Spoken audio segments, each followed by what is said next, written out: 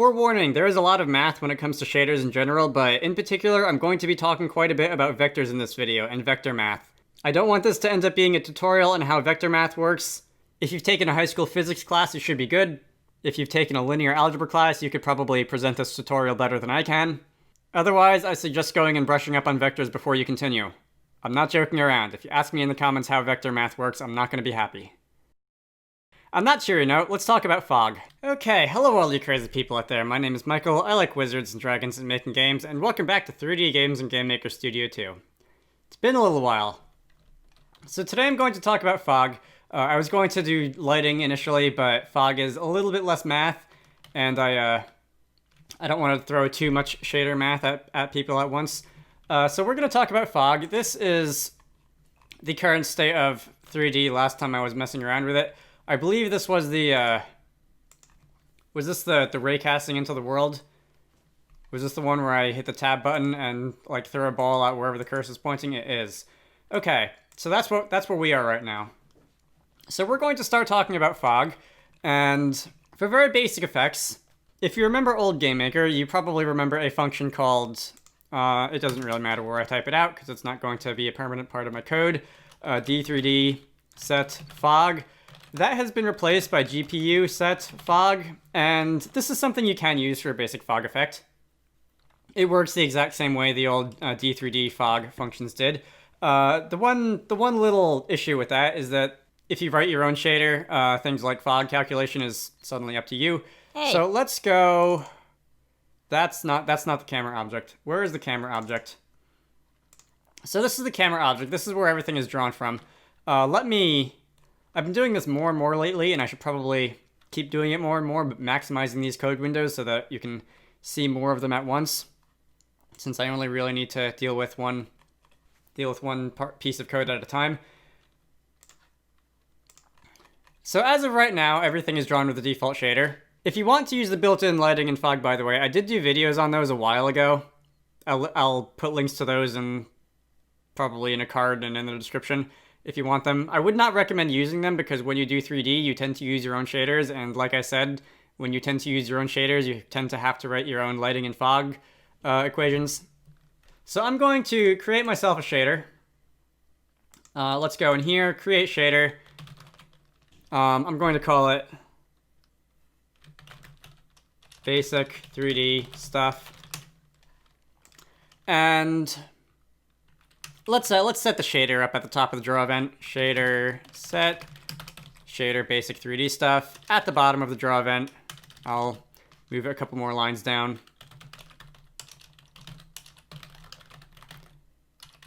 We will reset the shader. Nothing else is being drawn right now, so that won't really affect anything if you leave the shader on, but it's a good habit to reset it when you're done with it. Okay, so what we have here is a pass-through shader. I am going to do the old split window trick. So this is the vertex shader, this is the fragment shader. Let's move this over a little bit. This is going to look pretty much the same as before. Everything is still the same color, everything is still approximately where it used to be. Nothing exciting has changed. You should remember when you defined your vertex formats, or at least when I defined my vertex formats, and you would have too if you're following this series. The vertex format included a vertex normal for lighting purposes, and in the default pass-through vertex shader that is commented out. The default pass-through vertex shader does not include a normal. There will come a time, probably in the next video when I talk about actual lighting, when I will want to uncomment that, but for now I'll leave it as it is. So fog. I mentioned that being a little bit less mathy than lighting, but it is still decently mathy. The purpose of fog is to blend the color of anything that's drawn to a certain color, usually black, white, or some kind of gray in between, relative to its distance from the camera. So an object that is very, very close to the camera will not have any fog applied. An object that is far away from the camera will be completely shrouded in fog. You'll be able to see its shape. It will still be rendered, but it will be blended to whatever the color is, to whatever the fog color is, black, white, whatever you want. And that is done in the fragment shader, but to get there, you need to do a little bit of setup. Each fragment, each pixel on the screen needs to know its distance from the camera. And that is not something that is inherently built into the fragment shader. That is not something that the fragment shader has previous knowledge of. So we need to give it that information. And the way that you do that, I mentioned this a couple times in previous videos, is with varying variables. There's a couple that come automatically when you create a new shader. Those are for the texture coordinates and the color. Those are so that the each fragment knows the color and the texture coordinates that it's supposed to be drawn with. And you can specify your own, or you can take these out completely if you don't want them. I happen to want them. So I'm going to add a couple varyings, which are going to be vector 3s. One is going to be the world position. So that's going to be the where each vertex is in 3D space. And I'm going to prefix all my varyings with v underscore, just as a bit of a code style thing. You don't have to, you can name them whatever you want, but I would recommend giving them some indication that they're varyings. For what it's worth, it's probably a good idea to do that with uniforms too, which I haven't really been doing so far, but you don't make fun of my code style, I won't make fun of yours, except we both know that neither of those two things are true, probably. The second varying is going to be the camera position. Camera position. And that's going to be the position of the camera. This technically doesn't really need to be a varying. You could use this, you could pass this in as a uniform because it's not going to change between any of the vertices if the camera doesn't move. But just so that this is all in one place and so that I don't have to have a million uniforms floating around all of a sudden, I will make this a varying. It's slightly inoptimal.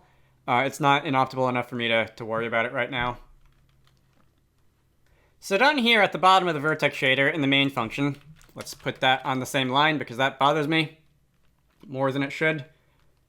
And after the GL position is assigned, I'm going to say v underscore world position equals, and this is essentially going to be the same thing as GL position, except not entirely. If I run this, this will not compile.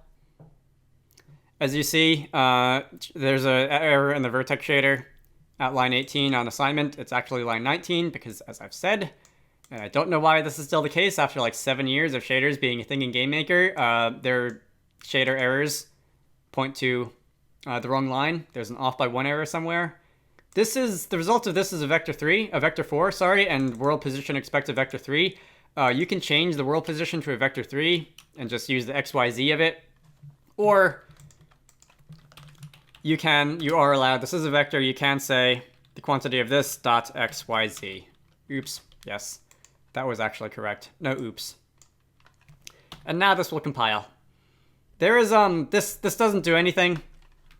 The result of the world position variable is not being used for anything. Let's see. What is the most gentle way to introduce math to this? So I'm going to deal with camera position in a minute, but first I'm going to just have some fog, have some math working here in the fragment shader. So I'm going to jump back to the fragment shader. I'm going to actually, let's include these varyings in the fragment shader because I want to be able to actually see them. And let's talk about fog. So this is the starting color. The result of the vertex color multiplied by the color of the texture is going to be the starting color. That's going to be used. Instead of assigning that to the GL underscore frag color directly, I will say starting color equals that, and then assign starting color to that. And fog, as I mentioned, is just the based on the distance of each fragment to a point. Most of the time that's the camera. It doesn't necessarily have to be the camera. It can be any point, anywhere. And you can use that for some interesting effects. I will get to the camera in a minute. So varying variables are actually magic. There's a saying that I like to parrot. I believe it was originally said by Arthur C. Clarke or one of those guys, which goes that any sufficiently advanced technology is indistinguishable from magic. Varying variables are just not advanced technology. They're actually just magic. For each vertex in a triangle in the vertex shader, if you define a varying variable, it will automatically be interpolated over that triangle when it gets to the fragment shader. That's how if you assign things like a color, a vertex color, a different vertex color to every single vertex on a triangle, the value will smoothly transition over that triangle. That's how when you assign a different texture coordinate to each vertex on a triangle, each fragment inside that triangle is able to look up the correct pixel on the texture and know what color it should be. And you can do that for anything. You can do that for a color value, you can do that for a texture coordinate, you can do that for a point in space, the 3D point in space, which is what I'm doing right now with the world position. You can do that for anything. And that is how, simply by using these varying variables, each fragment that's being drawn knows exactly where its point in space is. And using that, we can use the distance, and I'm going to actually just call... I said we're going to be drawing fog relative to some origin point, and I might as well simply name that. I might as well simply give it a name. Fog origin. So you can subtract vectors. You can subtract, in particular, you can subtract the world position from fog origin, or since subtraction is order dependent, it's the other way around. You can subtract the fog origin from the world position. And vectors have a handy function that you can use on them called length. So this is going to return a vector. It's going to return the relative position between the fog origin and the world position. In this case, it's just going to be the world position because fog origin is 0, 0, 0. So you can say length. You can use the length function on this vector, or any vector. It should also work on a vector 2, vector 3, vector 4. Possibly just a float, although that would be a little bit redundant. And that will save you the trouble of using the old distance formula from geometry class. Differences in the x's squared plus the differences in the y's squared plus the differences in the z's squared and all that with the square root. That'll just save you a little bit of work. And you can save this to a float. And we can call that distance. And fog has a start and an end point. I'm going to talk about the end point first. Let's define a maximum distance from the fog origin at which everything will be completely white. Let's make that 1,000 or so. I need to give that a name. 0.0, otherwise that will be a compile error. And now we would like to know how far away each fragment is compared to the fog end. So I will say, let's make another float, call it f for fraction. You know what? This is a tutorial. Clarity is rather important. So to do that, let's just take the distance divided by fog end. If the distance to the fog origin is 0, then the distance will be 0. 0 divided by fog end is going to be 0. If the distance from the position of the fragment to the fog origin is 500, that will be the distance will be 500. 500 divided by fog end is going to be 0.5. If the distance is 1,000, it'll be 1,000 by 1,000. If the distance is farther than that, it'll be some value greater than 1.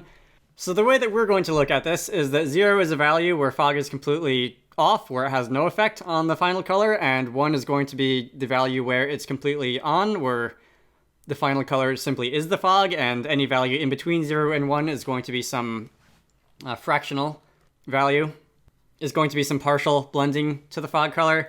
So to use that, we can use the good old clamp function. You could also use min because distance is never going to be negative.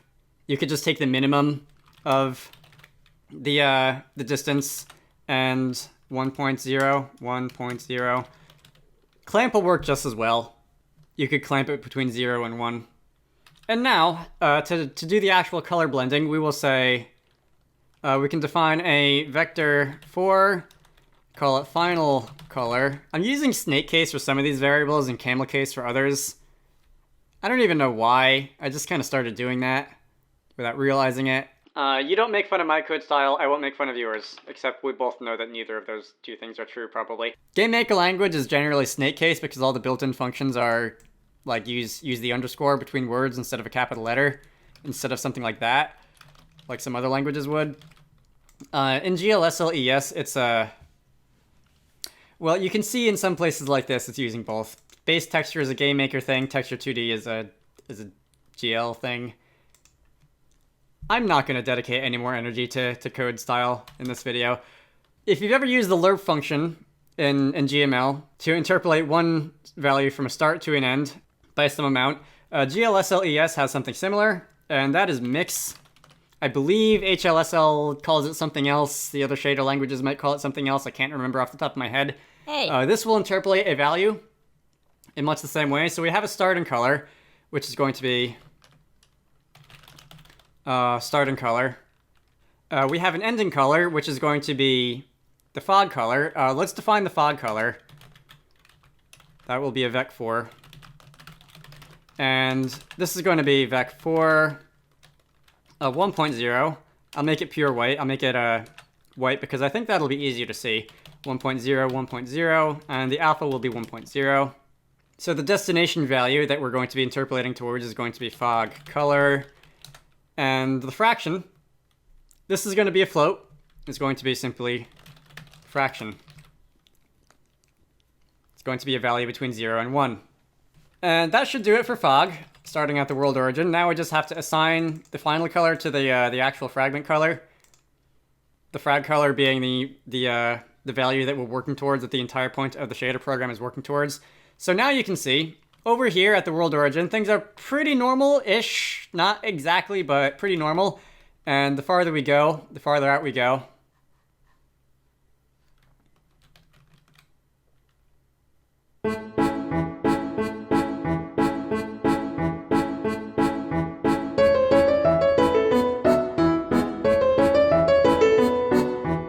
Am I actually... Wait a minute. Hang on. I didn't want to get to that step yet. This is actually looking like it's fog. Okay, that's interesting. This is actually... Wow. Okay, so I was putting off talking about camera position, and I actually don't need that at all. Oh, God. Alright, I'm gonna give you all 10 seconds to guess what's going on here, and then I'll explain it.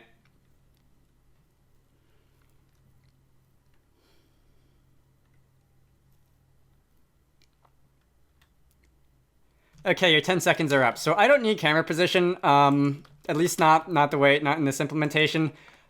So what's going on is world position doesn't actually contain the value of each vertex in the world. Each vertex's absolute position in the world. If you wanted that, you would use matrix world instead of matrix world view projection. Matrix world view projection. So now I'm going to run the game with that instead of whatever I had before. This is the result of the world matrix, which is the transform that you apply when you do like matrix build, matrix set, and that sort of thing. Multiplied by the view and projection matrices, which are the camera's matrices, which are used to position things in space relative to the camera. And from there, the position is projected onto a 2D screen when you go between the vertex and the fragment shader. That is essentially the step that happens in that world to screen script that I talked about a few weeks ago. So when I come over here to the fragment shader and say fog origin equals whatever this is, yeah, the fog origin is the camera. There's a bit of a thought experiment that you often hear when it comes to 3D graphics, which is, are you moving the camera through space, or is the world moving relative to the camera and the camera staying still? Hey. And that's essentially what's going on here. The world, when it is multiplied by the world view and projection matrices, everything in the world is moving relative to the camera, and the camera is just staying where it is. So in this case, I meant this to be an intermediate step where the fog is first drawn relative to the 0, 0, 0 in the world, and then I would throw in the camera later, but I learned something today. All because I accidentally used the world view and projection matrix multiplication instead of just the world matrix multiplication. Okay, when it comes to like programming tutorial people, there's all the other people who actually know what they're doing, and then there's like whatever this is right here.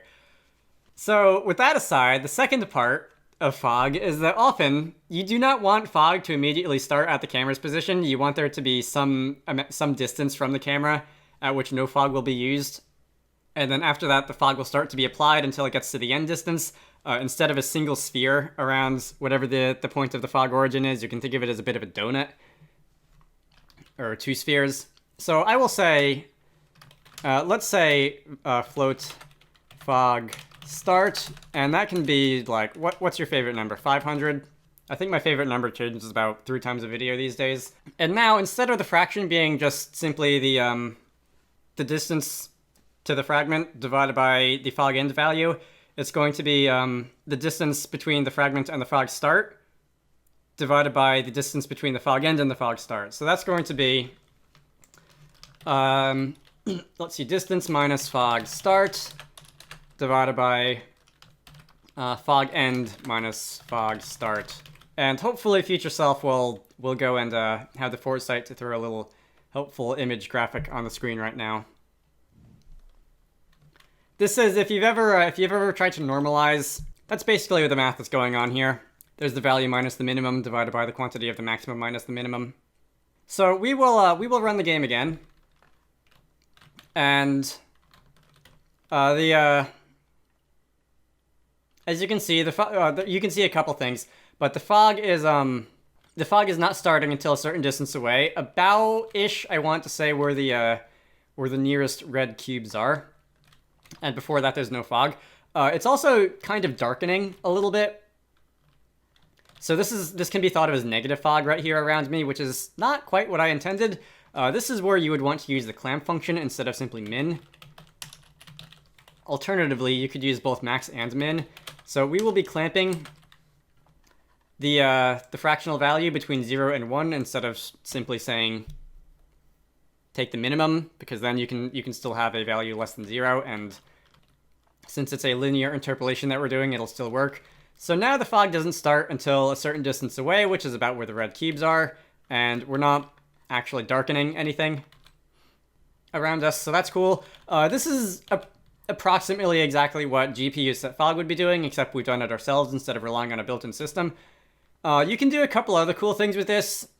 As stated,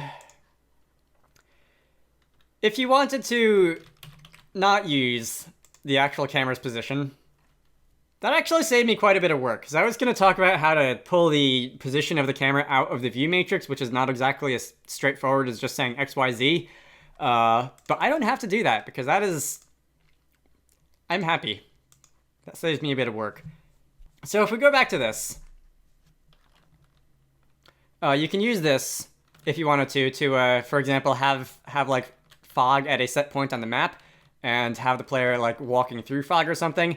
It's not actual fog. It's not actually like a volume in space. It's simply the colors of everything you see being blended to whatever the color is. If you wanted it to fade out, you could say the fog color would be black, 0, 0, 0. If you wanted the fog to be red, you could make it 1, 0, 0, and so on. You can make it whatever color you want. So now now in the distance, things are fading to black, including the player. So we're now shrouded in shadow. That's a cool effect that you can use if you want. I could certainly see some applications for that. You could also do the exact opposite. You could have the fog only work within a certain radius. So if you say the fog origin is 0, 0, 0, you could disregard fog end right now, and you could have the fog only work within that radius by saying, what would it be? It would essentially be the opposite. It would be fog start divided by distance. And just in case you divide by 0, let's take the maximum value of distance in like 0.01 or something. And then to clamp it between the bounds of 0 and 1, you would do that. And now the fog is going to be a circle, which is stronger closest to the fog origin, and it fades out as it goes away. So this is doing the opposite. You could do plenty of cool things with this. Right now, the fog start and fog end positions are hard-coded. What you most likely want to do is pass this as a uniform. Flog.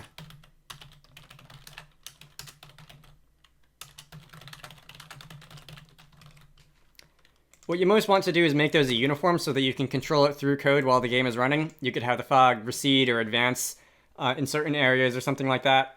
I guess I might as well do that. That's, okay, I shouldn't have said this is exactly what GPU set fog is doing, because GPU set fog also takes fog start and end as uniforms, and also fog color. But if you've gotten this far in this video, you can probably figure out how to do that.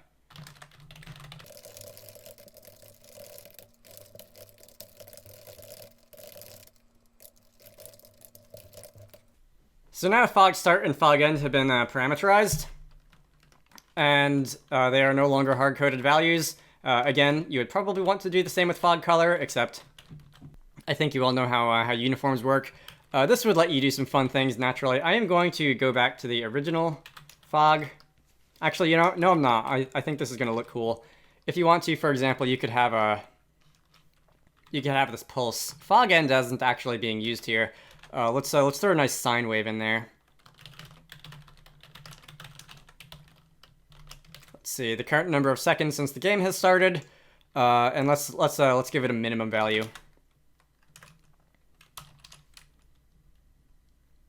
100, and I'll use the absolute value so it doesn't go negative at any point. Okay, so now the fog is gonna pulse. That looks kind of neat. Ooh no, the shadow, the all-consuming shadow. I've talked, I think, 2 videos ago about how using sine and cosine is really, really helpful when it comes to shader things. Again, the online graphing calculator Desmos is pretty good for modeling things if you want to see visually how a value is going to change over time. Now I'll do this the other way, the normal fog way. I hope this gives you some ideas of what you can do with fog. So it's doing the opposite now. Let's take the pulsing behavior and now apply it to fog end also.